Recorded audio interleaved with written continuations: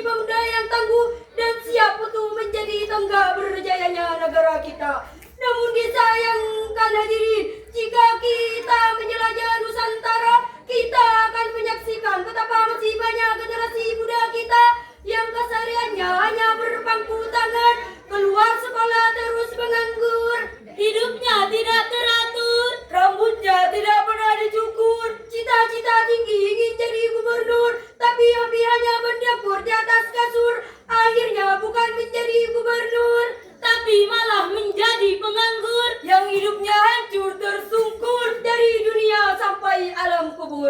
Betul hadirin?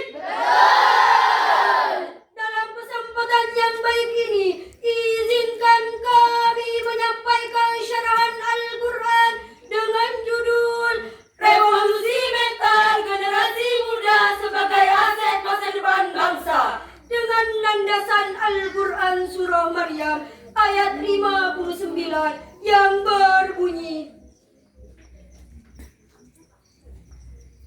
A'udzu billahi minasy syaithanir rajim.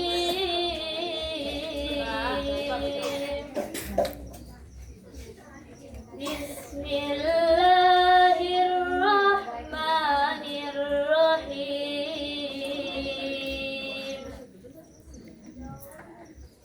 فخلف من بعدهم خلف أضاعوا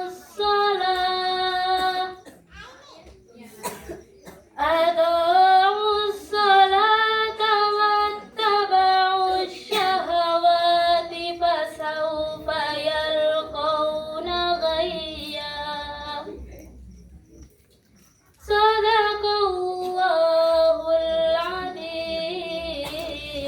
Yang artinya hamba berlindung di bawah kuasa-Mu ya Allah dari usikan setan yang terkutuk.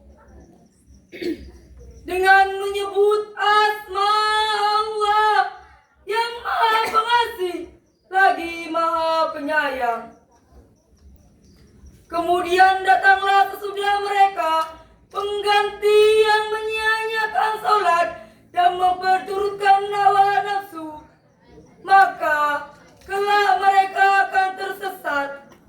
Maha benar Allah atas segala firman-Nya. Hadirin sebangsa dan setanah air yang berbahagia, Syekh Muhammad Nawawi Al-Jawi dalam kitab tafsirnya Al-Munir halaman 10 juz 2 menjelaskan bahwa maksud dari wahalafa mimba dihim khalfun ay hadaka mimba dinabiina jabatus su'ud, terdapat golongan-golongan yang buruk setelah masa para nabi. Kemudian secara luas dijelaskan bahwa khalfun dengan harkat sukun pada alamnya maka artinya adalah keturunan yang lemah. Namun jika menggunakan khalafun dengan harkat fathah pada alamnya maka artinya adalah keturunan yang baik. Syekh Ahmad Mustafa Al-Murawi dalam kitab tafsirnya Al-Murawi menjelaskan bahwa maksud dari wattaba'us syahawat ialah orang-orang yang meninggalkan sholat yang telah diwajibkan dan lebih-lebih merangkan sholat daripada taat kepada Allah. Inilah hadirin baru sebagian potret buram dari suatu bangsa. Timbul pertanyaan, bagaimanakah keadaan generasi muda kita saat ini? Sebagai jawabannya, mari kita mengucap syukur Alhamdulillah karena tak sedikit dari pemuda kita yang mampu membanggakan Indonesia di kancah mancanegara, dimulai dari Olimpiade Sains Internasional, kejuaraan bulu tangkis Piala Thomas, keberhasilan timnas sepak bola menjuarai Piala AFF U16, bahkan Indonesia disebut macan di kancah MTQ internasional.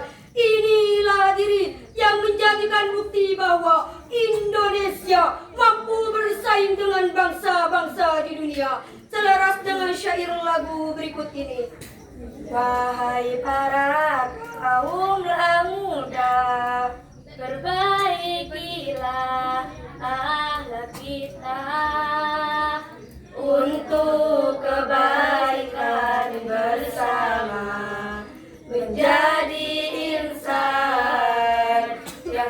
semakin jaya.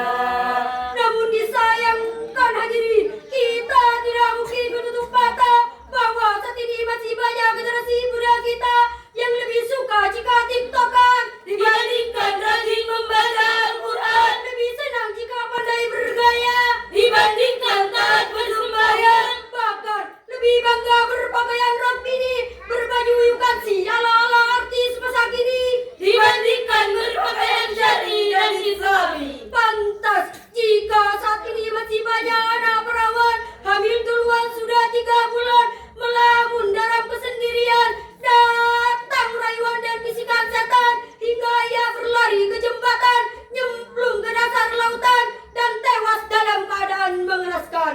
Oleh karena itu, kami ingin menggiring sebuah pesan.